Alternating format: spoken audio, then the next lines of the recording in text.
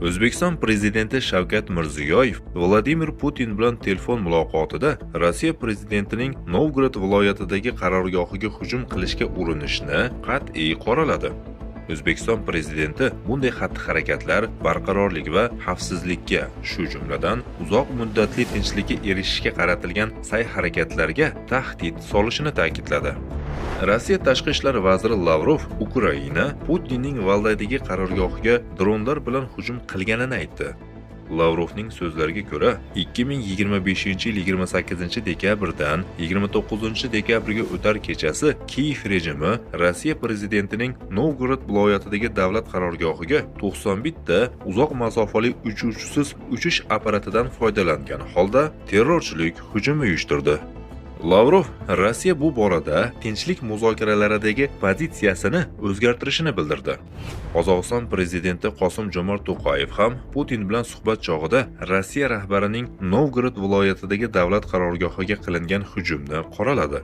Tojikiston prezidenti Emomali Rahmon ham Putinning qarorgohiga hujumni qoraladi va Qirg'iziston prezidenti Sadir Jabbarov voqea haqidagi xabarlardan juda xavotir bildirdi. Ukraina prezidenti Vladimir Zelenskiy Lavrovning bayonotini Rossiya Federatsiyasining navbatdagi yolg'oni deb atadi. Rossiyaliklar go'yoki Rossiya diktatorining qaysidir qarorgohiga zarba berilgani haqida yolg'on hikoya o'ylab topishdi. Shunda ular Ukrainaga, xususan Kiyevga zarba berishni davom ettirish uchun asosga ega bo'lishadi. Shuningdek, urushni tugatish uchun zarur choralarni ko'rishdan bosh tortishadi. Rossiyaliklarning odatiy yolg'on taktikasi.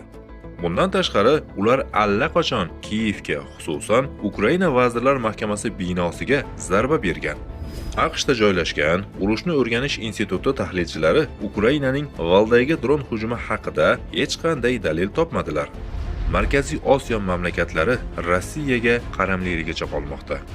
Qozog'iston, Qirg'iziston va Tojikistondagi Rossiya harbiy bazalari bu qaramlilikni kuchaytiradi.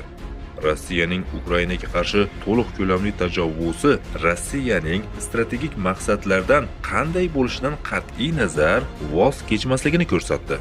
Kremldan qo'rqish va pragmatizm Markaziy Osiyo mamlakatlari hukmdorlarini Putin uchun tashvish va xavotirda bo'lishga majbur qiladi.